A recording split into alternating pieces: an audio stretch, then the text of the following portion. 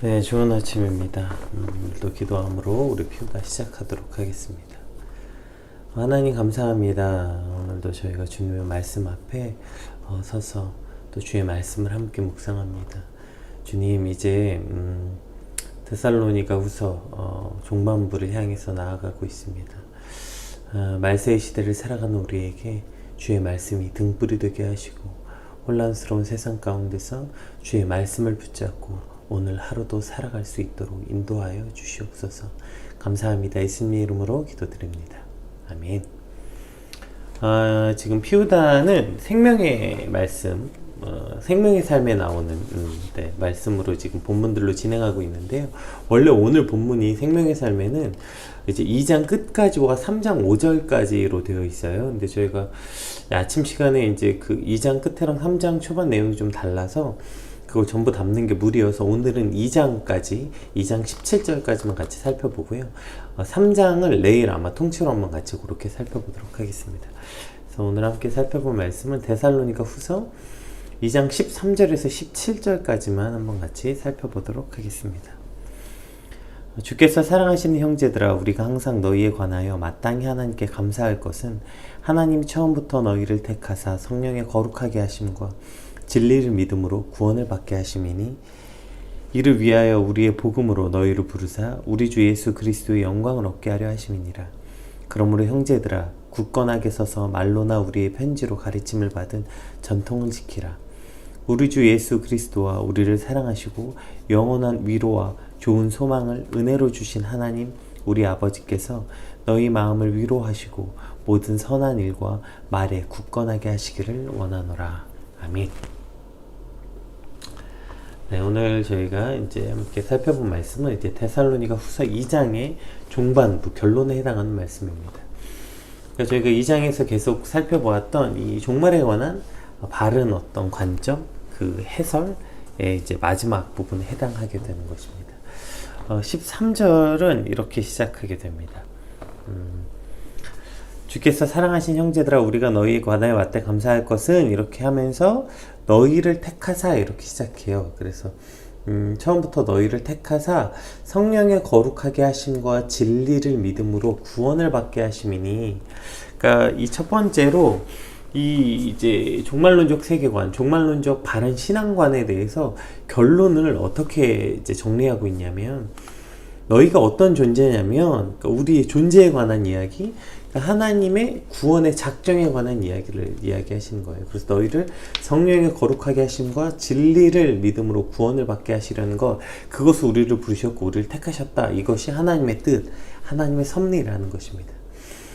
우리가 그저께 살펴보았던 말씀이 계속 이런 거였잖아요. 종말론에 관한 잘못된 생각으로 바른 신앙을 가르치고 있는 그 장이 2장인데요.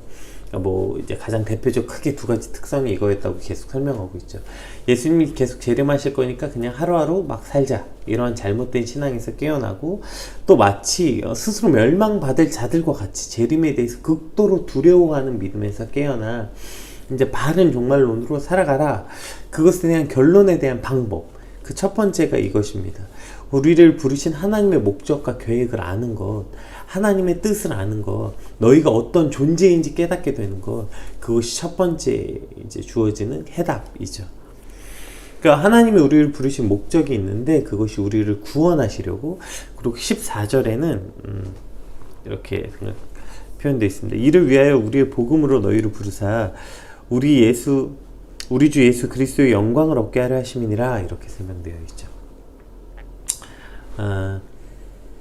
그러니까 하나님이 우리를 부르신 목적이 있는데, 우리를 구원하시려고, 이게 13절, 14절에 이제 반복적으로 나오고 14절에는 그리스도의 영광을 얻게 하시려고 우리를 부르셨대요. 그러니까 하나님이 우리를 부르신 것은 우리를 혼내거나 벌 주려고가 아니라 성령의 거룩하게 하심과 진리를 믿음으로. 그러니까 여기서 성령의 거룩하게 하심은 하기아스모라는 말인데요, 성화를 의미합니다. 그러니까 우리를 부르신 것은 성령에 따라 사는 법을 배워서 날마다 더 거룩해지는 삶, 성화되는 삶, 거룩을 소망하는 삶, 이런 삶을 살기 위해서 우리를 부르셨고, 또 예수 그리스도를 믿음으로 우리를 구원하기 위해서 부르셨다. 이것이 하나님의 우리를 부르신 이유라는 것입니다. 근데 안타깝게도 우리가 우리의 죄악된 본성은 타락한 모습은 마치 하나님께서 몽둥이를 들고 너 이놈 일로 와봐 혼 좀 나자, 이런 식으로 하나님의 섭리, 하나님의 뜻을 왜곡해서 잘못 생각할 때가 많이 있는 것 같아요. 이러한 하나님의 왜곡된 모습은 그것 때문에 우리가 하나님께 나가기 어렵고 심지어 두려워하게 되는 거죠. 우리가 종말에 관해서도 극도로 두려워하는 이유 역시 이와 같은 하나님에 대한 무지, 즉 하나님의 뜻을 모르고 하나님의 섭리를 모르는, 하나님을 알지 못하는 무지에서부터 오게 됨을 사도 바울은 말하고 있는 것입니다. 하나님께서 우리를 부르신 이유와 목적은 성령의 거룩하게 하심과 진리를 믿음으로 구원을 받게 하는 것, 이것이 첫 번째 이유고, 14절에서 등장하는 이를 위하여 우리의 복음으로 너희를 부르사 우리 주 예수 그리스도의 영광을 얻게 하려 하심, 이것이 이제 두 번째 우리를 부르신 이유라는 거예요. 복음으로 우리를 부르신 두 번째 이유는 예수 그리스도의 영광을 얻게 하려고 우리를 부르셨다, 이렇게 말하고 있는 거예요. 예수 그리스도의 영광이 무엇입니까?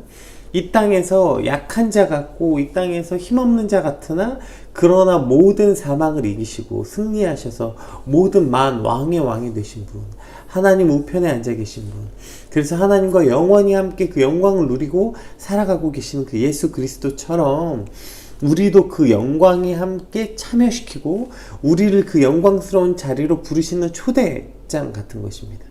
13절에 나오는 구원은 죽을 수밖에 없는 우리가 죽지 않고 살게 되는 어떤 이 구원의 원초적 의미라면, 14절에 나오는 구원의 의미는 그 구원된 후에 혹은 구원의 어떤 구체적인 의미에 관해서 말해주고 있는 거죠. 우리가 처음에 이 데살로니가 전서를 말할 때도 그랬고 후서에서 계속 이 말세에 관한, 예수님 재림에 관한, 심판에 관한 말씀을 드릴 때 제가 계속해서 말씀드렸어요. 이 종말론적 세계관은 앞으로 일어날 일에 대한 이야기, 앞으로 미래가 이렇게 될 것입니다, 그러니까 대비하십시오, 이런 이야기가 아니라 종말, 즉 결론을 알면 오늘이 달라진다는 거예요. 이 종말론적 신앙관이 바로 서야 오늘 내가 어떻게 살지가 결정된다는 것입니다. 뭘 해도 소망이 없는 삶, 그런 삶은 그냥 오늘을 포기하게 되는 거예요. 이게 누구의 특징이에요? 사탄의 특징이죠. 사탄은 이미 성경의 시작과 동시에 그 멸망이 결정돼 있어요. 그것이 사탄의 이미 결정된 종말이에요. 그러니까 끝이 정해진 사탄이 할 수 있는 게 뭐예요? 아무리 노력해도 희망이 없어요, 사탄은. 그러니까 사탄의 핵심이 뭐예요? 절망과 끝이에요. 한 놈이라도 더 같이 죽자, 이거 아니에요? 그러니까 우리의 끝은 이러한 사단이 갖고 있는 종말론이 아니라 바로 예수 그리스도를 통한 구원, 그 영광에 참여하는 것, 이것이 그리스도인의 종말이라는 것입니다. 오늘 좀 다른 말씀들 한번 같이 찾아볼까요? 로마서 8장 18절 한번 같이 읽어볼게요. 로마서 8장 18절. 생각하건대 현재의 고난은 장차 우리에게 나타날 영광과 비교할 수도 없다. 비교할 수도 없도다, 이렇게 말하고 있습니다. 이 영광이 뭐예요? 그리스도께서 받은 이 영광의 자리에 함께 초대되는 것, 아까 위에서 말씀드렸던 그 모든 왕의 왕으로 오시는, 그 모든 것이 완전히 회복되시는 그 영광을 함께 누리게 된다, 이렇게 말하고 있는 거예요. 그 영광을 우리가 함께 누리게 되는 이 약속 때문에 우리도 현재의 고난을 기꺼이 받게 된다, 이렇게 지금 바울은 이야기하고 있습니다, 로마서에서. 그러니까 끝이 아니라는 거예요. 지금 너희가 고난받고 환난당하는 것, 그것은 우리의 인생이 결정되거나 그것이 우리의 삶의 어떤 마지막 시험표, 점수표 같이 매겨져서 끝나는 것이 아니라는 거예요. 이 믿기 어려운 시기에 우리가 왜 이런 고난을 견디는 것일까요? 요즘에 만난 PK 몇몇과 대화를 해보아도 그렇고요. 또 저희 아버님도 이제 올해 은퇴를 하시게 되세요.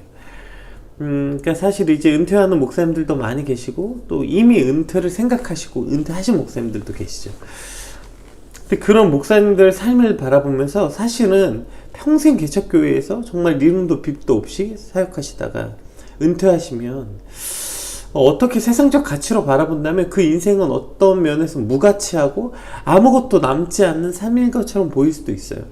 차라리 나가서 대리기사라도 하면 돈이라도 벌고 자식들 손주들 용돈이라도 주고 또 본인 취미생활도 즐기고 그러실 텐데, 그 뭐 평생 몇 명 되지도 않는 성도들 붙잡고 씨름하시다가 결국 끝에 남는 게 뭔지, 도대체 그분들은 끝까지 과연 목사님을 존경은 하긴 하는 건지, 뭐가 남은 건지, 이러한 관점으로 보러보면 왜 그런 삶을 살까? 뭐가 남았을까? 그런 삶은 무슨 의미가 있는 걸까?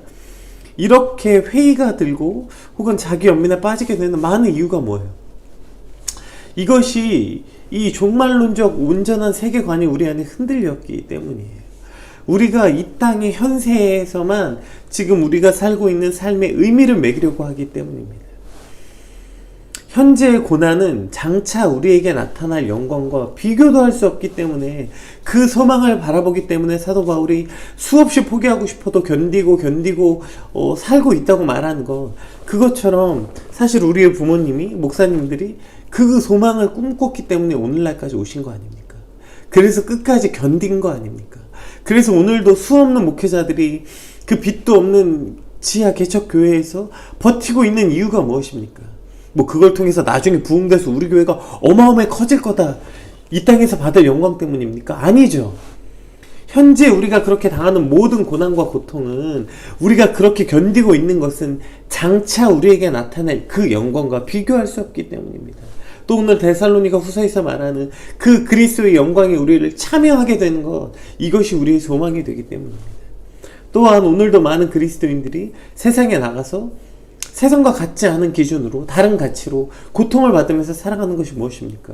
적당히 타협하고 적당히 속이고 내 거 안 뺏기려면 적당히 다른 사람 것도 뺏으면서 살면, 그러면 좀 더 편할 텐데, 그것이 세상에선 당연하다고 말하는데, 약육강식, 뭐 눈에는 눈, 이에는 이, 뭐 이런 함무라비 법전, 이러한 법칙들이 당연하게 여겨지고 그렇게 살지 않는 사람들을 바보 멍청이라고 말하는데, 그런데 우리는 왜 바보 멍청이 같은 삶을 기꺼이 택하고 살아가는 걸까요? 혹은 바보 멍청이 같이 못 살아서 그렇게 죄책감을 느끼고 책임감을 느끼면서 살아가게 되는 걸까요? 믿지 않는 사람들에게 우리의 삶의 방식은 스스로를 되게 피곤하게 하는 자학적 삶 같이 보일 수도 있어요. 근데 왜 그들이 이해하지 못하는 걸까요? 또 우리는 왜 그런 삶을 살아가는 걸까요? 왜냐하면 우리의 모든 소망이 이 땅에만 있지 않기 때문입니다. 우리의 모든 소망이 바로 이 예수 그리스도의 영광에 참여하는 것, 장차 오실 그 예수 그리스도의 영광, 이를 위하여 우리는 우리의 복음으로 너희를 부르사 우리 주 예수 그리스도의 영광을 얻게 하는 것, 이것이 우리의 삶의 소망이 되기 때문입니다. 우리 요한계시록 말씀 한 절 더 같이 볼까요? 요한계시록 7장 17절입니다. 이는 보좌 가운데 계신 어린 양이 그들의 목자가 되사 생명수 샘으로 인도하시고 하나님께서 그들의 눈에서 모든 눈물을 씻어주실 것임이라. 장차 예수 그리스도께서 이 땅에 오실 때, 우리가 그 예수님을 다시 만날 때 우리의 소망이 무엇입니까? 이 땅에 다시 오실 예수님께서 그들의 눈에서 그 나를, 그러니까 여기서 그들이 누구예요? 13절에 나오는 성령의 거룩하게 하심과 진리를 믿음으로 구원을 받은 자들, 그들이 바로 오늘 요한계시록에서 말하는 그들의 눈에서, 그들이죠. 성령의 거룩하심과 진리의 믿음으로 구원을 받은 자들의 눈에서 그 모든 눈물을 씻어주시겠다 말씀하시는 거예요. 이제 울지 마라. 이제 모든 슬픔이 끝났다. 이제 모든 고통이 끝났다. 그러니 이제 아버지 품에서 예수 그리스도의 영광에 참여해라. 이것이 오늘도 우리가 꿈꾸는 거 아닙니까? 그래서 마치 지금 당하는 모든 고통과 고난을 세상에서 말하는 마치 세디스트처럼, 고통을 마치 즐기는 사람처럼 기뻐하며 견디는 우리의 모든 그 열쇠가 여기 있는 것 아닙니까? 우리는 하나님께서 우리를 부르신 목적과 또 부르심에 순종하지 않는 자들의 결말을 이미 아는 사람들이에요. 이미 우리는 결론을 아는 사람들이라고요. 그래서 세상의 어떠한 강력함 앞에 주눅들지도 않고 두려워하지 않게 살 수도 있는 거죠. 아이고, 너희들이 이제 예수님 곧 오실 텐데, 그렇게 하면, 이제 예수님 오시면 저렇게 강한 척 해봐야, 힘 있는 척 해봐야, 모든 걸 다 가진 척 해봐야, 그래서 마치 자기들이 무슨 이 땅의 왕인 척 해봐야 아무 소용도 없을 텐데, 어떤 저런 강력한 힘 앞에 주눅들지 않고 살 수 있는 거예요. 또 돈이 왕인 것처럼 막 뭐 돈이 막 힘인 것처럼 살고 있는 저들 앞에 진짜 만왕의 왕이신 예수님께서 오시면 다 심판받을 텐데, 그래서 우리는 담대할 수 있는 거죠. 또한 그런 세상을 본받지 않고 부러워하지 않고 물들지 않게 되는 거예요. 왜냐면 우리는 결말을 알고 오늘 그들의 삶의 방식을 따르지 않고, 그래서 세상을 두려워하지도 않고 세상과 같아지지도 않고 세상과 다른 기준과 가치를 아는 거룩한 백성들로 살아갈 수 있게 되는 것입니다. 우리 15절 말씀 한번 같이 읽어보겠습니다. 그러므로 형제들아, 굳건하게 서서 말로나 우리의 편지로 가르침을 받은 전통을 지키라. 이미 우리는 그 끝을 알았잖아요. 결말이 무엇인지 알았잖아요. 그러면 이렇게 살라는 거예요. 굳게 서서 지키라, 이렇게 말씀하고 계십니다. 말로나 가르침을 받은 전통이 뭐예요? 성경에서는 이제 기본적으로 이제 성경이 구두로 전달되어 있어요. 종이가 귀하니까요. 또 바울이 말로 가르친 것이 뭐였어요? 바로 예수님의 가르침, 즉 말씀이에요. 그러니까 굳게 서서 여기서 지키라는 전통이 뭐예요? 말씀을 지키라고 명령하시는 것입니다. 우리를 미혹하게 하는 수많은 것들로부터, 오늘도 우리를 두렵게 하는 그 수많은 것들로부터 굳게 서서 흔들리지 말고 말씀을 지키라. 이것이 오늘 본문이 우리에게 말씀하고 있는 것입니다. 지키라고 번역된 이 크레테이야, 이 크레테이테는 붙들다, 붙잡는다는 의미를 가지고 있어요. 그래서 직역하면 이렇게 되는 것입니다. 형제들아, 굳게 서라, 그리고 굳게 붙들어라. 이런 말씀입니다. 그러니까 이러한 온전한 종말론적 신앙, 종말론적 세계관을 가진 자들에게 이렇게 살라고 말하는 거예요. 사랑하는 내 형제들아, 그러니 말씀을 굳게 붙잡아라. 그래서 흔들리지 말고 굳게 서라. 이렇게 결론적으로 권면하는 것입니다. 또 위에 말씀드렸던 이 크라테이테는 현재 시제입니다. 그러니까 계속적 의미를 전달하고 있어요. 그러니까 데살로니가 전서부터 후서까지 이미 데살로니가 성도들은 이 환난 가운데서 이 소망을 굳게 붙잡고 흔들리지 않고 잘 견디고 있던 성도들이었어요. 그래서 그것 때문에 계속 칭찬받았던 거 아닙니까? 그럼에도 불구하고 또 똑같은 명령을 하는 것은 무엇입니까? 점점 말세를 향해 살아가는 이 우리에게 필요한 것은 어떤 단회성, 한 번에 무언가를 이루는 것, 한 번에 그렇게 살아가는 것으로 되는 것이 아니라 날마다 지속적으로 이 말씀을 매일매일 붙잡아 살아야 된다는 거예요. 이미 과거에 그렇게 살았던 게 핵심이 아니라, 과거에 받았던 칭찬이 문제가 아니라 오늘 매일매일 이와 같은 삶을 살아야 된다는 것입니다. 그러므로 사랑하는 여러분, 오늘도 수없이 우리를 미혹하게 하고 우리를 두렵게 하는 삶 속에서 날마다 하나님의 말씀을 붙잡아 흔들리지 않고 굳은 믿음으로 살아가라. 이것이 오늘 사도 바울이, 그리고 하나님께서 저와 여러분에게 주시는 말씀입니다. 우리가 이 말씀을 붙잡고 그래서 흔들리지 않고, 그래서 아까 직역해서 말씀하는 것처럼 내 사랑하는 형제들아, 그러니 말씀을 굳게 붙잡아라. 그래서 흔들리지 말고 굳게 서라. 이것이 오늘 저와 여러분의 삶이 되시길 주님으로 축복합니다. 16절 17절 이제 마지막으로 사도 바울이 이 데살로니가 성도들을 향한 중보기도, 기도의 내용으로 끝이 납니다. 우리 주 예수 그리스도와 우리를 사랑하시고 영원한 위로와 좋은 소망을 은혜로 주신 우리 하나님 우리 아버지께서 너희의 마음을 위로하시고 모든 선한 일과 말에 굳건하게 하시기를 원하노라. 아멘. 이 기도가 오늘 저와 여러분의 기도가 되길 소망합니다. 먼저 기도를 한다면 이 기도의 대상에 대한 이해가 먼저여야 돼요. 사실 데살로니가 전서에서 말하고자 하는 이 바른 믿음, 바른 신앙이 무엇이었냐면 하나님이 뜻이 무엇인가, 하나님은 어떠한 분인가를 알면 이 종말에 대해서 잘못된 믿음도 없어지게 된다는 거예요. 그러니까 하나님이 누구신지 알고 하나님의 뜻이 무엇인지 알고 하나님의 섭리와 계획이 무엇인지 알아야 이 종말에 대한 잘못된 이해를 바꿀 수 있다는 것이에요. 그래서 계속해서 하나님은 이런 분이시다, 하나님은 너를 구원하기 위해 부르셨다, 하나님의 뜻은 이거다, 계속 말하고 있는 거죠. 그래서 마지막 기도에서도 하나님이 누구신지에 대해서 말하고 있어요. 16절에 이렇게 나오고 있죠. 우리 주 예수 그리스도와 우리를 사랑하시고 영원한 위로와 좋은 소망을 은혜로 주신 하나님 우리 아버지, 이렇게 시작하는 거예요. 그러니까 하나님께서 어떠한 분이냐면 첫 번째로 우리를 사랑하시고, 두 번째로 영원한 위로를 주시고, 세 번째로 좋은 소망을 주신 분, 이것이 하나님이라는 거예요. 자기 몸을 찢어서 그 사랑을 증명하시는 그 놀라운 사랑과 이 세상이 주는 잠시 잠깐의 위로가 아니라 영원한 위로를 주시는 분, 좋은 소망. 좋은 소망이 뭐예요? 신실하신 하나님의 언약, 절대로 변하지 않는 소망, 그것이 좋은 소망이죠.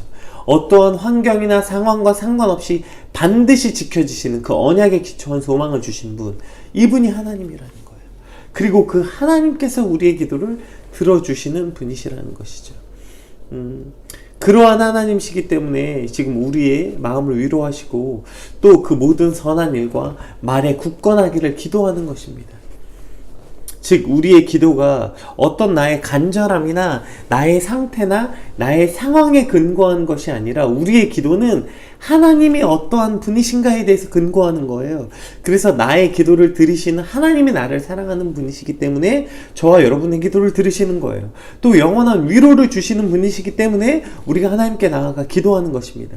또 그분이 주는 그 소망은 세상이 주는 공갈빵과 같은 헛된 소망이 아니라 좋은 소망, 신실한 소망, 절대로 변하지 않는 소망을 주시는 하나님이시기 때문에 우리가 오늘 나아가서 하나님께 간구하는 것입니다.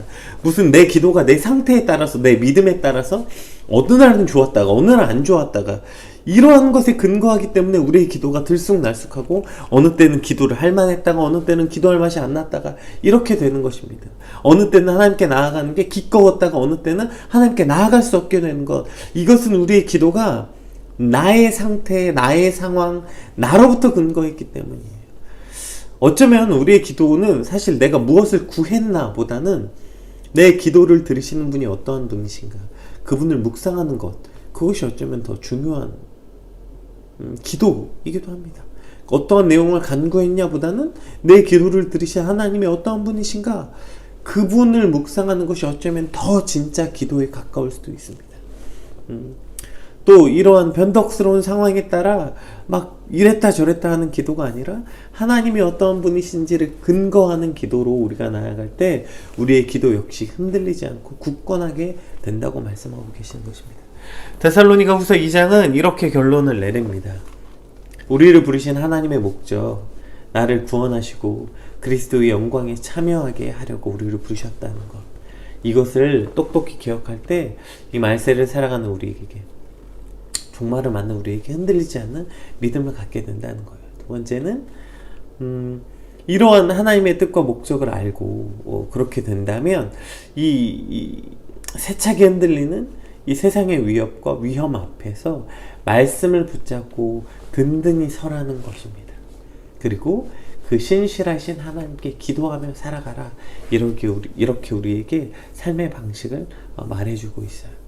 오늘 우리의 삶이 그 부르심에 합당한 자들로 살아가는 저 여러분 되시길 주님으로 축복합니다. 오늘도 수없이 우리를 위협하고 우리를 흔들리는 세상 가운데서 그리스도의 영광에 참여하기 위해서 기꺼이 기쁨으로 그 환난을 참고 견디는 우리들, 그리고 말씀을 굳게 붙잡아 그 말씀 안에 서서 흔들리지 않는 믿음을 갖고 또 하나님이 어떠한 분인가, 하나님으로부터 근거한 기도로 오늘 하루를 살아가는 저 여러분 되시길 주님으로 축복합니다. 우리 받은 말씀 붙잡고 함께 기도하시고 또 그 말씀 정리하면서 그 말씀으로 승리하는 저 여러분 되시길 주님으로 축복합니다. 우리 같이 기도하겠습니다.